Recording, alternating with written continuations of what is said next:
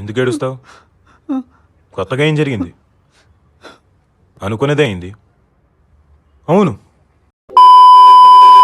Hi mans, welcome to cine man. So ఇందాకే ఉస్తాద్ భగత్ సింగ్ చూసేసాను, which is directed by మన హరిశంకర్ గారు and acted by power star Pawan Kalyan గారు and Sreeleela and రాశిఖన్ ఆల్సో.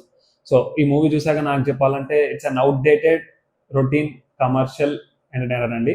ఎంటర్టైనర్ ఎందుకంటే అది ఫ్యాన్స్ కోసమే, నార్మల్ ఆడియన్స్కి అంత ఎంటర్టైన్మెంట్ అనిపించదు ఏమో. మరి జస్ట్ పీకే గారి కోసం చూస్తే ఎంటర్టైన్ అవుతారంటే అది వేసుకోవచ్చు అలా.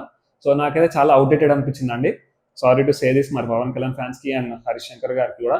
ఎందుకంటే నేను చాలా మంచి కంబ్యాక్ ఇస్తారేమో అనుకున్నా హరిశంకర్ గారు, కానీ అలానే ఉందండి. కొంచెం మీరు ఇంకా ఆ రైటింగ్, ఆ కాన్సెప్ట్ వైజ్ కొంచెం ఇంకా బెటర్మెంట్ తీసుకొస్తారేమో అని అనుకుంటున్నాను హరిశంకర్ గారు. ఎందుకంటే ఇది చాలా 10 years బ్యాక్ రావాల్సిన స్టోరీ అండి. అట్లా అలానే ఉంది అనిపించింది. Outdated story, screen play, first half లో స్క్రీన్ ప్లే అయితే అసలు వెరీ బ్యాడ్ అండి. నాకైతే ఫస్ట్ హాఫ్ అసలు నచ్చలేదు. Second half is way better. Second half కొంచెం బెటర్ అనిపించింది, ఎందుకో కూడా చెప్తా. సో ఫస్ట్ హాఫ్ గురించి వచ్చేస్తే నాకు పీకే ఎంట్రీ అయితే కొంచెం యావరేజ్ రొటీన్ లా అనిపించింది. పెద్ద కొత్తగా ఏం ప్లాన్ చేయలేదు. సో పీకే ఎంట్రీ అయితే నాకు అలా అనిపించింది. And next story and screen play వస్తే చాలా డల్ అయిపోయింది ఫస్ట్ హాఫ్ లో. లైక్ అన్ని టెంప్లెట్స్ లాగా పీసెస్ అట్లా ఉంటుంది. సో ఒక సాంగ్ వస్తుంది, మళ్ళీ అది ఎలా వస్తుంది, ఒక కామెడీ పార్ట్ ఉంటుంది, అలా అలా పీసెస్గా ఉంటుంది. సో ఫస్ట్ హాఫ్ లో ఒక పాజిటివ్ ఏంటంటే ఎత్తర కాలర్ సాంగ్ లో పీకే గారు మంచి డాన్స్ చేస్తారు, ఆ పాట కూడా బాగుంటుంది. సో అందులో అదొకటి బాగా అనిపించింది. అండ్ ఇంకోటి ఇంటర్వెల్, ఒకటి ప్రీ ఇంటర్వెల్ చార్మినార్ సీన్ ఏదో ఉంటుందో అక్కడ బాగా అనిపించింది మళ్ళీ. So pre interval is okay, good. And interval is also okay.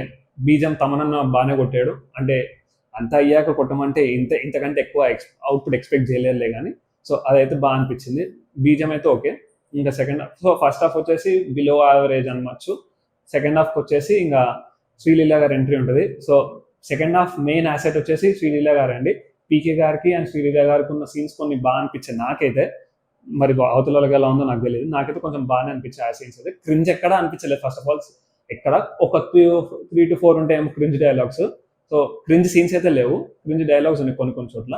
And Sreeleela గారు వచ్చేసి చాలా బాగానే చేశారు. ఆయనలో రోల్ బాగానే ఉంది, చాలా క్యూట్ గా ఉన్నారు ఈ సినిమాలో. అండ్ పీకే గారికి ఇంకా శ్రీలీల గారికి ఉన్న సీన్స్ చాలా క్యూట్ ఉంటాయి. వాళ్ళ కెమిస్ట్రీ బాగా అనిపించింది నాకైతే. సో అదొకటి మెయిన్ మంచి ప్లస్ అనుకోవచ్చు సెకండ్ హాఫ్ లో. అండ్ దేఖ్లేంగే సాలా కూడా ఒక సడన్ ఇలా వచ్చేస్తుంది. సడన్ గా నేను ఆ లిరిక్స్ చూసి, ఆ సాంగ్ చూసి ఒక మంచి కరెక్ట్ ఒక సిచ్యువేషన్ తగ్గట్టు వస్తుందేమో అనుకున్నా, కానీ అలా రాలేదు. సడన్ గా ఇట్లా వచ్చేసింది. బట్ నో ప్రాబ్లం, ఆ సాంగ్ అయితే బాగానే అనిపించింది. అందులో పీకే గారు చాలా బాగున్నారు. పవన్ కళ్యాణ్ గారు వింటేజ్ పవన్ కళ్యాణ్ గారు అన్నట్టు ఆ సినిమా అయితే, ఆ సాంగ్ వరకు అయితే. అండ్ లుక్స్ కూడా okay. Cinema through out the movie కూడా బాగానే ఉన్నారు, కంటిన్యూటీ మెయింటైన్ చేశారు. ఒకలాగా ఇంకో చోట ఇంకోలా అల్లలేరు, కంటిన్యూటీ అయితే మెయింటైన్ చేశారు. అది అయితే ఓకే, అది నేను యాక్సెప్ట్ చేస్తాను. అండ్ వింటేజ్ పీకే సాంగ్స్ కూడా కొన్ని ఉంటాయి, రీమిక్స్ చేసి వాడతారు అనమాట. అది కొంచెం అదే ఇంకా ఫ్యాన్ స్టఫ్ ఉంటాయండి చాలా వరకు.